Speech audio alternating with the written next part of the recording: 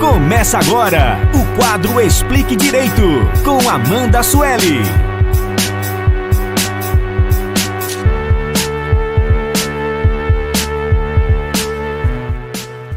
Bom dia, Heleno. Bom dia a todos os ouvintes do programa Tribuna Livre. Começamos o quadro Explique Direito. Para quem está nos ouvindo através da rádio, para quem está nos acompanhando através do YouTube, Facebook, transmissão ao vivo, já vamos trazer aí esse tema que é tão importante para o início de janeiro, que é a volta às aulas.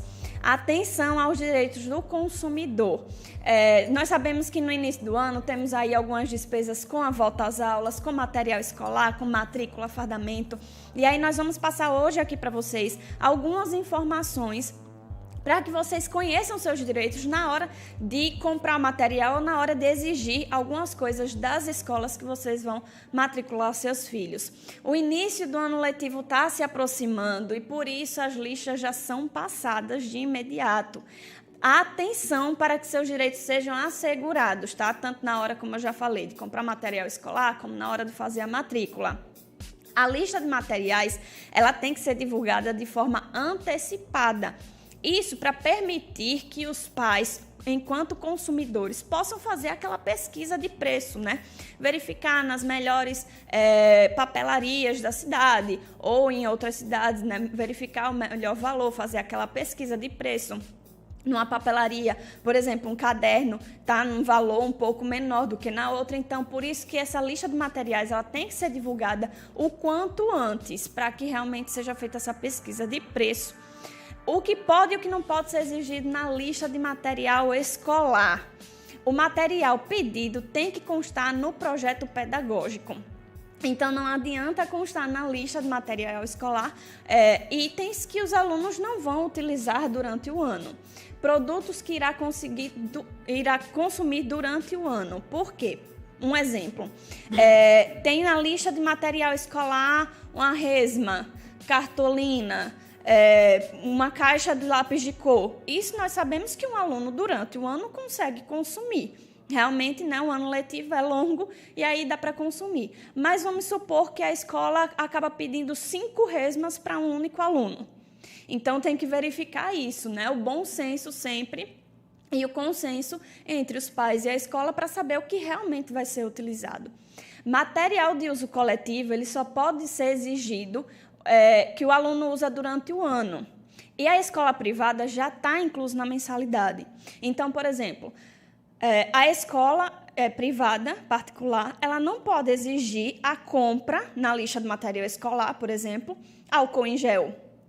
Ou, por exemplo, não pode exigir papel higiênico. Isso já é uma despesa que o pai vai pagar, vamos dizer que está incluso na mensalidade. Então, já é uma despesa da escola, assim como o pagamento dos profissionais que ali atuam.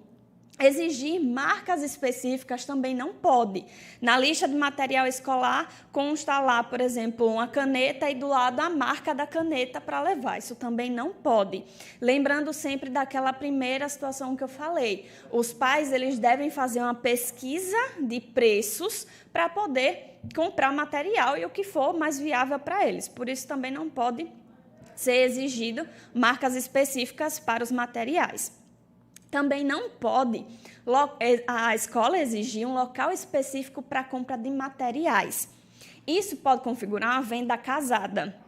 Por exemplo, quando eles a direção da escola entrega a lista de material escolar, lá consta que tem que comprar na papelaria X. Isso não pode acontecer, porque aí é uma venda casada, não tem nada a ver. A escola é uma coisa, a papelaria é outra. Ela pode indicar, em papelaria tal, a gente fez uma pesquisa de preço e lá constam os valores menores. Então, se tiver interesse em já ir pesquisar lá, é uma dica que a gente está te dando. Doutora Amanda, eu sou do tempo, não que eu seja muito velho, né? Eu sou apenas seminovo. Eu sou do tempo de que nós comprávamos os livros.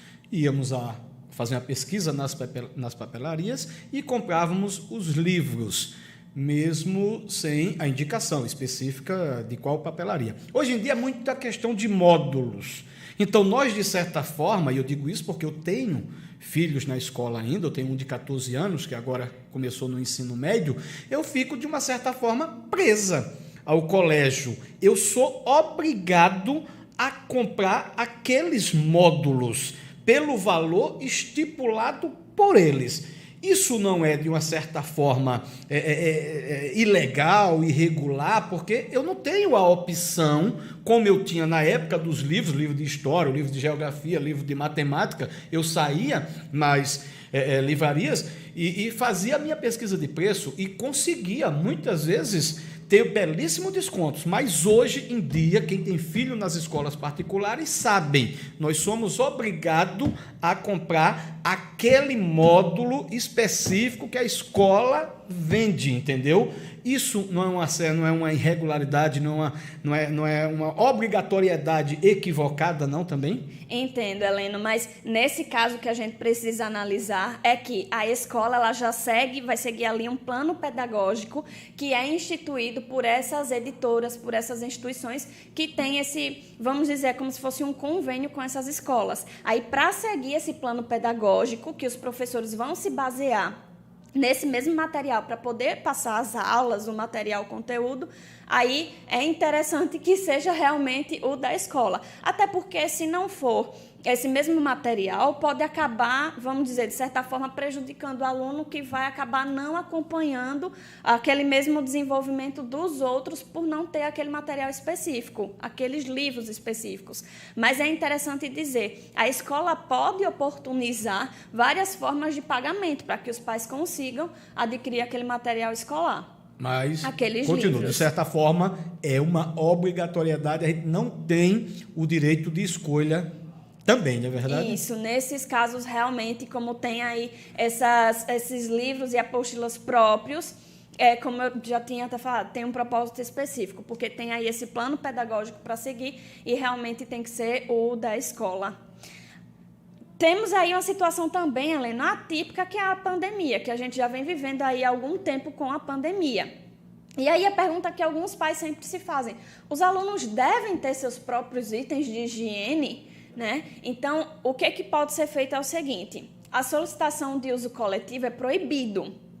Como eu falei, colocar na lista de material escolar, pedindo que seja entregue à escola álcool em gel, realmente é de uso coletivo. O que os alunos devem fazer é cada um levar o seu recipientezinho, o seu potinho com álcool para poder higienizar Mas as isso mãos. Não impossibilita a escola de disponibilizar em locais estratégicos esse álcool também para a segurança e higiene dos alunos, não é isso? Isso, obrigatoriamente, na verdade. A escola tem que disponibilizar álcool em gel na entrada, tem que colocar pias também e sabão para que os alunos façam a higiene durante ali o dia em que estiverem na escola, o tempo que estiverem na escola, mas o aluno pode sim levar o seu recipientezinho, mas ter que pagar, ter que entregar à escola, isso não pode ser exigido. Como sempre, analisar o consenso entre pais e a escola e a direção e o bom senso também, né? Analisar realmente o meu filho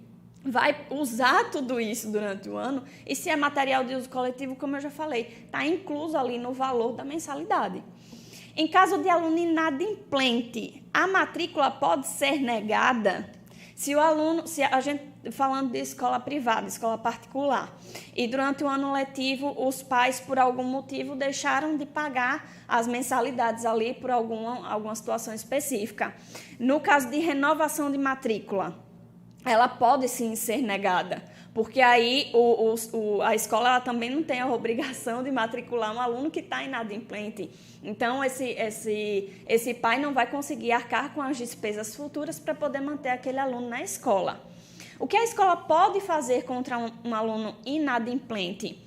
Algumas situações são proibidas, como aplicações de penalidades pedagógicas. Por exemplo, o aluno está ali inadimplente, a escola não pode deixar de aplicar uma prova para ele. A escola não pode deixar dizer que ele não vai participar de um projeto. Isso não pode ser aplicado.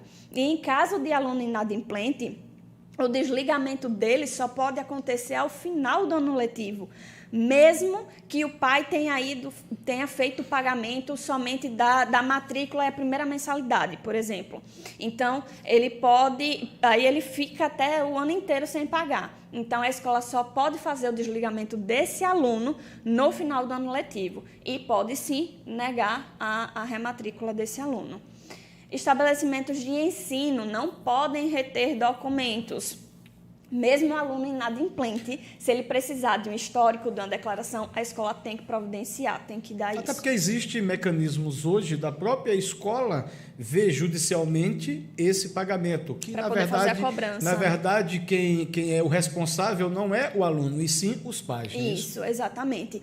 Tem, como a Helena falou, tem sim esses mecanismos, pode procurar até de forma extrajudicial para poder fazer essa cobrança, e se não conseguir chegar a um acordo, pode fazer essa cobrança judicialmente dos pais. Eu tenho um exemplo muito claro, 2020, nós não estávamos, ninguém estava preparado para essa pandemia, entendeu? Então, 2020 foi difícil para todo mundo. 2021 já foi melhor do que 2020. Então, 2020, eu tive um problema no colégio. A minha ex-mulher, 2 filhos no colégio, um ainda estava terminando o ensino médio e acumulou quase 12 meses de mensalidades atrasadas. Mas a escola também foi muito sensível naquele momento, houve até uma redução dos valores da mensalidade e houve uma renegociação, e foi tranquilo. Eu tenho muita sorte porque a dona da escola é minha amiga já há muitos anos, entendeu? E meus filhos ainda, um começou lá e terminou o ensino médio lá, e o outro está indo no mesmo caminho. Eu até brinco, eu digo, eu tenho uma parcela dessa escola aqui porque não é fácil não, viu? Mas a gente negociou em uma boa, entendeu? E foi tranquilo. Então, eu acho que um caminho também é esse diálogo, né? Pais com escola, né? Porque realmente, Helena, é um momento atípico que a gente está vivendo, né? Nós estamos, vamos dizer assim, começando a essa, não adaptação, mas tentar entender agora como isso tudo está acontecendo. Então, de certa forma, essa conversa, esse diálogo é muito importante. Antes de judicializar qualquer situação, é interessante primeiro conversar. Quando deve ser feito o reajuste de mensalidade? A escola não pode, a qualquer momento que der na cabeça assim, da direção dos donos da escola, dizer, vamos reajustar, vamos aumentar aí o valor da mensalidade. Não pode, tá? Isso só pode ser feito uma vez ao ano. E para isso tem que ter a transparência, demonstrar para os pais o porquê de estar sendo feito aquele reajuste, o porquê de ter que aumentar aqueles valores na mensalidade para poder cobrar. Não é só chegar para os pais, mandar um comunicado e dizer, a partir de agora o valor vai ser esse aqui. Tem que realmente ter uma explicação. O que agora a gente está vendo muito por aí nas escolas, inclusive alguns pais que estão responsáveis, que estão nos ouvindo, devem estar se perguntando sobre isso. Taxa de material escolar.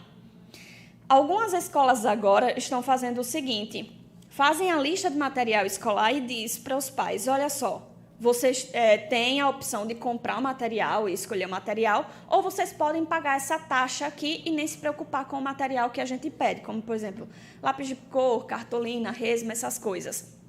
Essa taxa não é obrigatória, tá? Então, vocês só aceitam se for interessante. É uma liberdade de escolha. Vocês podem, sim, fazer o pagamento dessa taxa e só cumprir com o restante dos seus filhos, como, por exemplo, uma mochila, um estojo, uma lancheira, algo nesse sentido, mas a escola ela não pode impor, dizer, além da mensalidade, além da matrícula, você tem que pagar essa taxa. Não pode isso. Como eu disse, tem sempre a liberdade de escolha.